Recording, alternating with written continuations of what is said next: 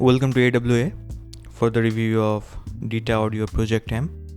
The M in the name stands for Michael, who is doing his research and PhD in audio, some fields of audio, and it's a homage to his research and his enthusiasm, as I heard. So first of all, this IM comes at 30,000 INR, Indian rupees, in my country, and it competes beautifully with the competition it has with this price range, which is Hype 2, Hype 4, Performa 8, stuff like that. And as you can see, this looks beautiful. This IM is a work of art.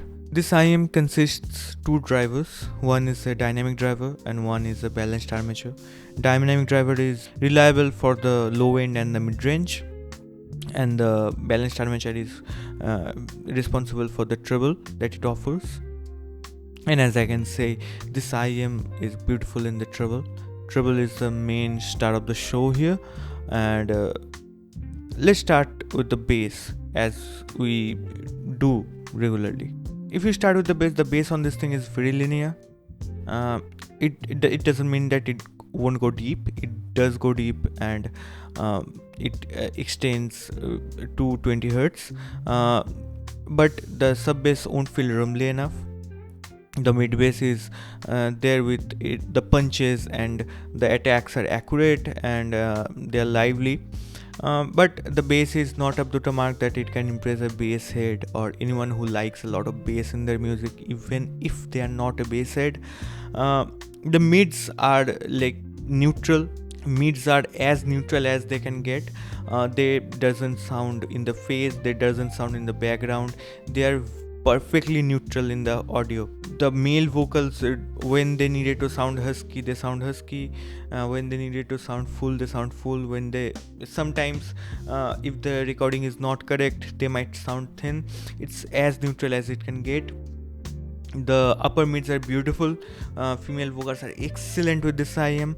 The intricacies and the textures and the trailing edges and glitteriness, anything you say with that is associated with the enjoyment of female vocals are there with full quantity. Then there comes the treble part, which is the best part of this IM, and the treble is so beautifully done. Mind you, if you change your tips, you get a bit of better treble performance with this. What I mean better is like a more elevated treble.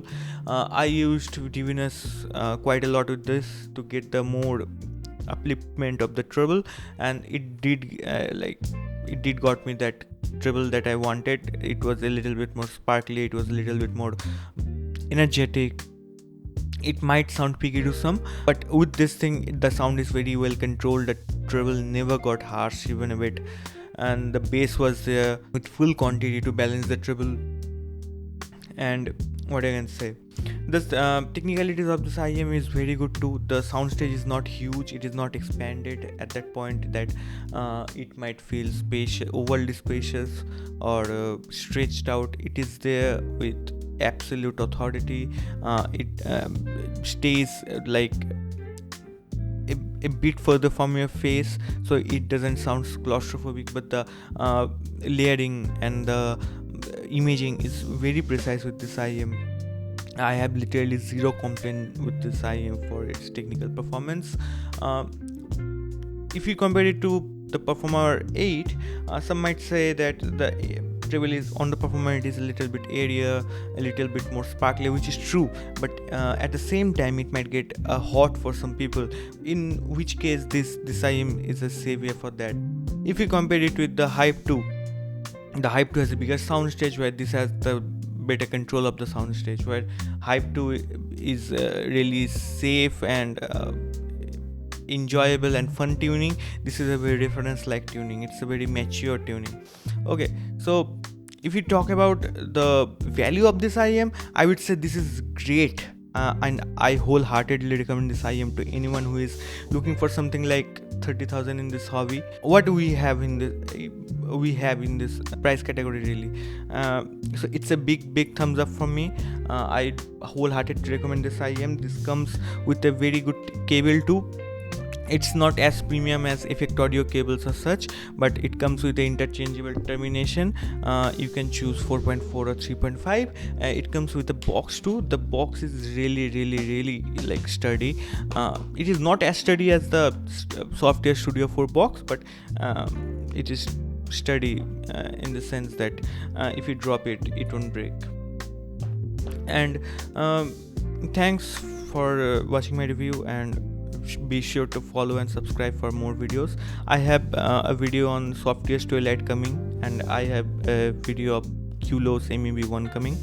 I have few RT reviews too, a few Rose Techniques review too, so stay tuned.